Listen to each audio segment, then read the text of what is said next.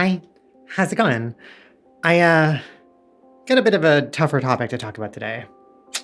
I had to make a pretty tough announcement on my Discord server.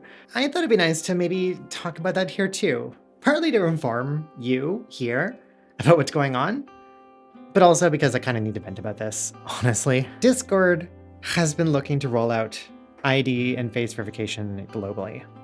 They were going to do it in March, but as of today, February 24th, they have now thankfully pushed back that rollout until later in the year.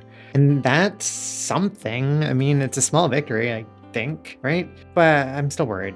All around the world, we've seen stronger and stronger pushes for internet censorship and ID-based gatekeeping under the guise of child safety, of course. You know, bigger and bigger companies are complying in waves, and Discord, well, Discord's a pretty big company now. You know, I'm sure you can find other videos talking about this in detail, but I want to talk about this from my perspective as a trans femme creator on the internet, just trying to create a comfy space for other people. I'm just going to start off by being really direct about this. Please don't submit to the age verification process. If you come to our server and you get hit with an age verification wall and they have you need to do the age verification to get on, don't do it. I would rather close my server. You might be asking yourself, like, what's the big deal? Like, why not? It's not like our information isn't already compromised and out there anyways. So you're already giving people the information, right? Well, two things: censorship and surveillance. Censorship, because this can and likely will be used to gatekeep and lock people out of spaces and connections to people. My server is not 18 plus. It never has been. This is actually one of the reasons why. So presumably, in theory, I should be fine. And the server should be fine. But I'm still worried it's gonna get hit with ID restrictions, just purely because it's a queer and trans-centric space. You know, since so much of the world has been pushing for LGBTQI+ to just be blanket considered adult and not safe for work, right? And the second thing is mass surveillance. Maybe you heard of Discord using Persona in some locations to do their ID verification already, and what they're calling an experiment, effectively A/B testing people into it. And the big fear has already been that systems like these would be ultimately used for surveillance of people. And just a couple days ago, Persona was exposed pretty explicitly to be connected to government tracking in pretty nasty ways. That's a little more nuanced, obviously. Everything's more nuanced, but I'll link the actual blog post from the people who did this leak and sharing information and what they found. And even still, it's not just Discord. Other companies are using Persona too. Like Twitch uses Persona. It's been kind of pointed out more recently. Frentani made a good post on Blue Sky pointing out, because she's been having problems becoming an affiliate or getting her payout because she has to do a Persona ID verification thing. Seems like Twitch has been using that for like a couple years, from what I can tell, like maybe 2 to 3 years. And now Discord actually has responded to the outrage about the age verification stuff they've been doing. And they have this blog post. I'll link this too. But I also want to go over this. They've admitted they made mistakes, which, yeah, they did. I'm at least glad to see them own up to that. They're delaying the age verification rollout, which I'm at least relieved that we have some time. And they made a lot of promises about transparency, that they'll be documenting everything about other vendors that they work with, that the user base won't be surprised in the future by suddenly having to interface with companies like Persona again, and that they'll explain how their systems are going to work in detail, how they're going to do the automatic age verification. There's going to be other age verification methods through like credit cards, which I don't understand why that wasn't a thing to begin with, but it's still happening. They're still going to roll out the age verification stuff eventually this year. I know a lot of people, myself included, would like for them to just not do that. That's what everybody's been asking for and saying. But realistically, I don't think we're going to be able to get them to push back on this. We're not going to be able to make enough noise for them to just drop this whole thing. I think even if we did make enough noise, they still probably wouldn't. And I'm not saying that in defense of them. Like, the whole situation is bad. It's just also bad in a way that's bigger than them, you know? Like I said, there are some countries and US states that have already passed laws requiring that things like Discord do some sort of age verification. And there's been push and lobbying for that to happen everywhere. Lots of countries, lots of states. So that cat's already out of the bag. And again, Discord is a big company with a lot of global attention. So until things shift or change politically, we're kind of in a bad spot. Which, by the way, I'll mention, if you care about this at all, you really should try to contact whatever political representatives are in your relevant region to, make your thoughts heard on this and to maybe help make this not happen globally. But basically, I don't trust Discord fully. And I don't think anybody should. Because even if they were being truly sincere here with their words, again, they're a big company with a lot of interest globally to answer to. And their blog post so far is just a lot of words and promises. They acknowledge that. They say, yeah, this is not enough, but it's still just their word. We need to see their actions. And their actions up until this point have already eroded any trust I had in them. This age verification already is present for people and users in different parts of the world. In UK, in Australia, in some states. This has already been rolled out to a significant number of people. Even what they say specifically about, for the rest of the world, 90% of people won't have to do this. That's the rest of the world. So that 90% doesn't include people from those places where the law is already forced in their hand. And as more states and countries enact their own age verification laws, probably everybody who are in those places will blanket have to do age verification like this. Also, just the fact that they were effectively testing Persona through live A/B testing, which had real people go through their systems, is pretty unethical. They admit Persona did not meet their bar. That's great. I'm glad that they have a bar and the standard they were trying to meet up to. But if there was a question of that at all, how could they put people through that unsafe system in the first place? And can I just harp on this 90% thing for a moment too? They talked about that a couple times. This number has come up repeatedly now. I first saw it in a Reddit post they shared, or somebody from their team posted about it. But they keep focusing on that, 90% of people won't have to do this anyways, as a positive, as a weird point to focus on. And I am still going to keep operating under the assumption that everybody will have to go through this eventually. Because like I said, in some countries, in some states, everybody there already will have to do it. There is no 90% to 10% split. And even from what they've talked about, their automatic age identifying systems to have people, I guess, be determined to probably be an adult, so don't need to worry about age verification for them. I don't know, this whole thing makes me feel really uneasy. They said in this is that they use account level signals, patterns of activity, not reading messages and analyzing. They cheekily say that trust is not enough here too. And no, it's not. Ultimately, they do have all that data to analyze or use. They could very easily do it. They could easily change their policy, even if they're not doing it now, to analyze and use that. And even if we assume that they are being truthful here, ultimately, this is a quality judgment that's being made by an AI for flagging who to hit for age verification. They could do anything here. What does this mean? What do they mean by analyzing what types of servers we're in? What do they mean, what types of servers? What are the types of servers? Look, a huge concern and worry that I have is about the movement for trans and queer identity to be declared or labeled not safe for work. That my very existence as a trans person will be made inappropriate for public life. And an ambiguous judgmental system like they're describing could very easily have anybody connected to trans or queer spaces have to go through age verification. Just to put this in perspective, the prevalence of trans people in Canada is less than 1%? It's 100,000 people against our total population of 41 million. The population of LGBTQIA+ is something like 3% of Canada's population. So Discord's stated 10% mark for the amount of people who will have to verify their age could very easily include all trans people. I'm glad they responded the way they did. It at least gives me some hope that there is some path forward out of this that isn't totally awful, and that I'm not going to lose my server in a couple days. But I am still wary, and I think we all should be. We should keep holding them accountable to all of this. I'd keep canceling Nitro subscriptions until they have some actions to back up their words. Save your money. Or find somewhere else to support with that money. And keep looking for other platforms that maybe work better. I will, especially as someone from a more marginalized group, because the best case scenario for how this all goes down for Discord might still be pretty bad. At the same time, I want to stress to people that Discord was never what made our community great. And I don't think it's what makes everybody's communities great in general. It's all of the people in it. It's all of you. It's the way that people come together and support each other, whatever those reasons are for whatever server.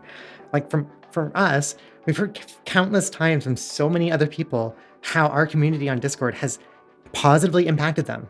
Not just personally, like we've impacted them, but how the kindness and compassion from other people in the community has had a good impact on their lives. And if it comes down to it, we don't need Discord for that. If Discord goes away, we'll all still be here. We can make other spaces, we can connect in other ways, and the space, the community will be where all of us are. And it's already bigger than Discord anyways. Like it's between Twitch and YouTube right now, right? Communities like these don't need Discord to exist. It's convenient, but we don't need it. Fuck Discord. That said, I don't really have another alternative to point to at the moment. Like, I don't think Stoat is it. I know a lot of people are putting a lot of attention on Stoat right now, and I was looking at Stoat last year. My feeling a year ago was that they were pretty undercooked, honestly. Like, it was a Discord clone, where some things changed, but a lot of features missing, a lot of features broken. They had just redone one of their apps. I can't remember if it was the desktop or the phone app. I think the phone app they redid, but it was in beta, and it also was kind of non-functional and weird and messy. And things didn't work between the desktop app and the phone app. Like, there wasn't a lot of feature parity. And they were having server problems. And it also seemed like nobody was really around to do anything because everybody there is all operating under volunteer work. And it kind of seems like all of that's still true. And I could be wrong. Maybe they'll pull it together. Maybe. And that'd be cool. That'd be great. Honestly, all I want is a nice app that works and that's safe. And also, they don't have any monetization like layer or aspect of it, which I know maybe that seems like a good thing to you, but for me, that doesn't inspire a lot of confidence that they are going to be able to keep going, because all this stuff is really expensive. And if you don't have venture capitalist money to like swoop in and just give you all the money in the world to not have to worry about the fact that you are losing a lot of money, then you're not going to operate really efficiently, and you're not going to put a lot of resources or even your time into the thing that is only costing you more money. Right? Like my thought last year was that, like, oh yeah, Stoat seems undercooked, and I bet you if they get to a point where like a lot of people come to get onto this platform, that they're gonna not be able to handle it, that they're not gonna be prepared, and that'll be the thing that kills the platform, because it's suddenly gonna cost them a huge amount of money that they're not gonna be able to afford. And that seems to be what's happening. And in general, venture capitalist money like this is kind of what got us into this mess, where kind of the whole internet is really unsustainable and falling apart at the seams, right? So I don't know if it's good that they don't have any monetization aspect of it. So I don't know. I don't think Stoat's it, basically. I might be wrong. I don't have a lot of confidence, though. And I don't think Matrix is that either, honestly. I know a lot of people probably are excited about Matrix and are probably big proponents of it, and I wanted to be into it. But first of all, there is a legitimate barrier of entry for a lot of people to just navigate how to access it. Like, it's the whole federated thing, like how Mastodon works, like how Blue Sky works too, I guess. But like, I know for a lot of people that might be something that, you know, once you understand it, it's fine, it's not confusing. But legitimately, there are a lot of other people who are not going to be able to do that. That's not going to be that like accessible for many people. And I'm not going to be able to spend the time to walk people through how to do this. Like, I can't. There's that aspect, but also there's a lot of concerns about Matrix in general that I have. Like, I was turned away from Matrix, actually, when I learned what happened to the person behind the Conduit server. Like, the way that Matrix works is that you can have multiple different people making different home server stuff, or things to run your home server. Conduit was one of them, and Conduit was generally regarded as like a really good one, like really well made, really impressive, maybe some cool person. But then at some point when I was watching, or I was like poking my head at the Conduit stuff, and like, you know, thinking about, you know, maybe I'll learn this enough to actually run a home server, at least locally, just to try it out. I saw that all of it got archived, and then I learned what happened to the person who was doing it. basically she got bullied relentlessly and harassed by a lot of people from other server maintainers in the Matrix like development community, to the point of just saying like, I can't do this anymore, like I'm leaving, this sucks, these people are terrible. That is awful. And that alone made me not want to touch Matrix, because I don't know, seeing somebody treated that way is awful, horrible. And if that's like the core vibe of Matrix, ugh. And I learned more recently that there's a lot of vulnerability concerns with Matrix. And the way they've responded to those concerns has been pretty shady. I'm not a cybersecurity person, but I will link the blog of the person, Stoat, who details all this. He found whatever really specific cybersecurity vulnerabilities and things, brought it to the team, and how they responded really shittily, which for a platform, which one of its main selling points is security, like Matrix has end-to-end encryption. That's one of the things that I really wanted to use Matrix for. That's one of the main things that made me feel like, oh, if we go to anything, Matrix would be a really nice thing to go to, because we can have secure communications. For that to actually not be that secure, or to have vulnerabilities like that, and be compromised in that way, is kind of more unsafe, because it's a lie. I poked at Teamspeak too, because I've seen that come up a bunch last year, and like as like a Discord competitor, but really? Really? For anybody who uses Teamspeak, am I missing something? Like, it's a totally different app. It doesn't compare at all. The one app I'm most hopeful about is like maybe it'll be something, is actually Fluxer. Again, I don't know how things are going to turn out. That's sort of where my money is at though, and that's what I'm checking out now. And on the one hand, it is like very much a Discord clone. Like, it is very, very just copy and pasted a lot of Discord. But like, they're doing a lot of development. Like, a pretty new company and app, I think only a couple years in development. But they've been making a lot of progress really quickly on it. And honestly, already it's pretty solid, and I think kind of a better thing than Stoat. There are some bad things about it that I'll point out for completion's sake. Like, first of all, it's just one person who has mainly been behind it. I think now there's maybe a team of people, or at least a couple of people working alongside him, but mainly this is all just one person. They did talk about using LLMs at the beginning of its development. In the blog, they were pretty honest about it, and they said that they weren't like vibe coding, or not on that level, really just like LLMs were used as an assistant programming tool. The main like fundamental things about how it worked, he didn't use or rely on LLMs for that, I guess. I don't know. But it's all there if you want to like go and make your own judgment about like how ethical that is. But there's good stuff too.